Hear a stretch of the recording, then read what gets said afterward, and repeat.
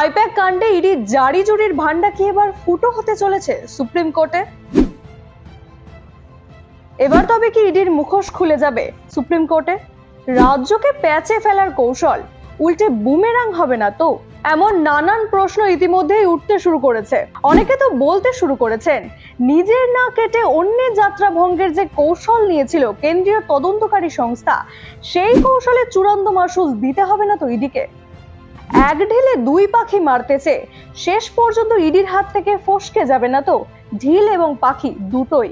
কলকাতায় আইপ্যাকের দফতরে এবং সংস্থার কর্ণধার প্রতীক জৈনের বাড়িতে হঠাৎ অভিযান চালিয়ে রীতিমতো শোরগোল ফেলে দেয় কেন্দ্রীয় তদন্তকারী সংস্থা।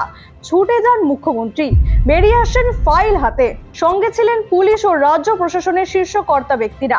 মামলা ও পাল্টা মামলায় কলকাতা হাইকোর্টের শুনানি বাতিল হওয়া সহ সুপ্রিম কোর্টে ইডির মামলা দায়ের পর্যন্ত তরতরিয়ে শেয়ার বাজারের মতো উঠছিল রাজনীতির পারদ। বিজেপি ও তৃণমূল নেতাদের বাজার গরম করা বিবৃতি আর পাল্টা বিবৃতির শীত কাতুরে বাংলার রাজনীতিকে হঠাৎ করেই যেন আগুনের সঞ্চার করে। সুপ্রিম কোর্টের শুনানির আগেই বিরাট টিম সাজাচ্ছে রাজ্য সরকার। কপিল সিব্বাল, অভিষেক মনু সিংভি, কল্যাণ বন্দ্যোপাধ্যায়ের মতো আইনজীবীরা সওয়াল করবেন রাজ্যের হয়ে।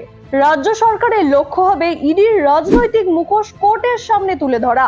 মুখে কয়লা পাচার মামলায় তল্লাশির কথা কেন্দ্রীয় তদন্তকারী সংস্থার পক্ষ থেকে বলা হলেও আইপ্যাকের অন্যান্য রাজ্যের দফতরগুলিতে ইডি অভিযান চালালো না কেন প্রশ্ন তুলছেন অভিষেক বন্দ্যোপাধ্যায়। কোথায় আপত্তি?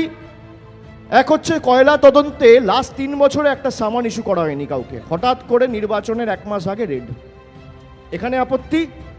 আইপ্যাকের অন্যান্য ডিরেক্টরদের বাড়িতেও কেন গেল না ইডির টিম? কেন বেছে বেছে শুধু প্রতীক জৈনের বাড়িতেই গেলেন ইডির আধিকারিকরা? এই প্রশ্ন উঠতে শুরু করেছে। আর 2 নম্বর আপত্তি হচ্ছে আইপ্যাকের 3 জন ডাইরেক্টর, কোম্পানির উপর রেড হলে 3টে ডাইরেক্টরের উপর রেড হবে। একজন দিল্লিতে কাজ করছে, একজন তামিলনাড়ুতে কাজ করছে, একজন বাংলায় কাজ করছে। খালি বাংলায় রেড হবে কেন? তথ্য যুক্তি সহকারে আপনাকে বোঝাতে হবে। আইপ্যাকের চেন্নাইতে অফিস আছে, আইপ্যাকের দিল্লিতে অফিস আছে, আইপ্যাকের কলকাতায় অফিস আছে। খালি কলকাতায় রেড কেন? দিল্লিতে রেড নয় কেন? হায়দ্রাবাদে আইপ্যাকের অফিস আছে, সেখানে রেড নয় কেন? কেন? তার কারণ রেড করতে তো আসেনি, তথ্য নিতে এসছে, চুরি করতে এসছে। তাই ভোটমুখী বাংলার রাজ্যের বিরোধীরা, বিশেষ করে পদ্ম শিবির, ইডির কাঁধে চেপে ভোট বৈতরণী পার হওয়ার যে স্বপ্ন দেখছেন, সেটা আদৌ বাস্তবায়িত হবে কিনা সেটাই এখন লাখ টাকার প্রশ্ন।